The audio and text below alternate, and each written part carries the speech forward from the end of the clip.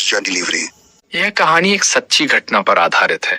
आरव एक college student जो pizza shop में पार्ट टाइम काम करता है। रात के 1 बजे आरव की शिफ्ट खत्म हो चुकी थी। वो जैसे ही घर के लिए निकलने वाला था तभी पिज्जा शॉप का फोन घनघना उठा। फोन उठाया तो दूसरी तरफ से एक अजीब, धीमी और सर्द आवाज सुनाई दी। 4 लार्ज साइज पिज्जा चाहिए, जल्दी। आरव पहले तो मना करने ही वाला था क्योंकि शॉप का टाइम खत्म हो चुका था, लेकिन बड़ा ऑर्डर देखकर लालच आ गया। उसे पैसों की सख्त जरूरत थी।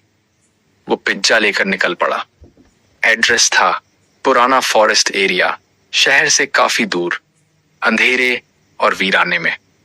रास्ता कच्चा था, कहीं स्ट्रीट लाइट नहीं थी और दोनों तरफ घना जंगल। अचानक एक टूटी फूटी हवेली के सामने वो रुका। न कोई आवाज, न कोई लाइट। घर पूरी तरह वीरान लग रहा था। आरव को डर सा लगा। उसने अपने मैनेजर को कॉल किया, पर कोई जवाब नहीं। सोचा वापस जाऊं तो सैलरी कटेगी। हिम्मत करके बेल बजाई, कोई जवाब नहीं आया। फिर भी दरवाजा अपने आप धीरे धीरे चरचराता हुआ खुल गया। आरव जैसे ही अंदर गया, कमरे में सिर्फ एक डिम लाइट जल रही थी। हेलो, कोई है?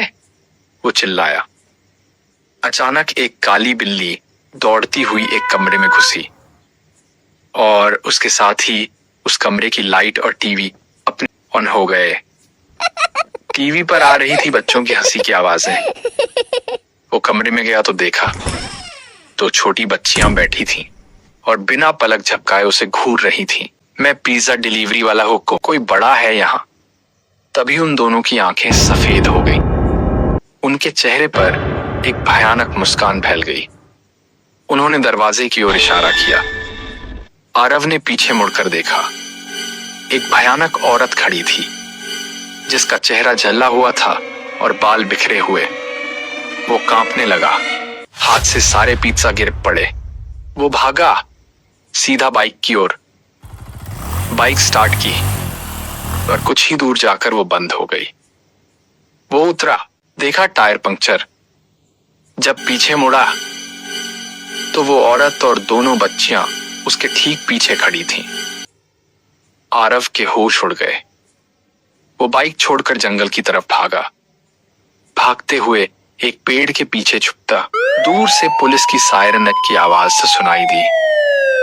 वो दौड़कर बाइक तक पहुंचा। पुलिस इन्वेस्टिगेशन कर रही थी। आरव ने सब बताया और पुलिस को उस घर तक लेकर गया, लेकिन घर में सिर्फ एक जंगली बिल्ली मिली।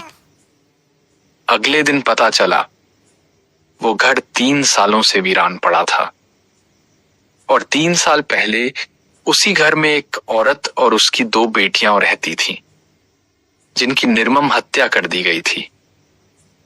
कोई नहीं जानता किसने, क्यों किया। उस रात के बाद आरव ने कभी डिलीवरी की नौकरी नहीं की। आज भी वो रात जब भी याद आती है, उसकी रूह कांप उठती है।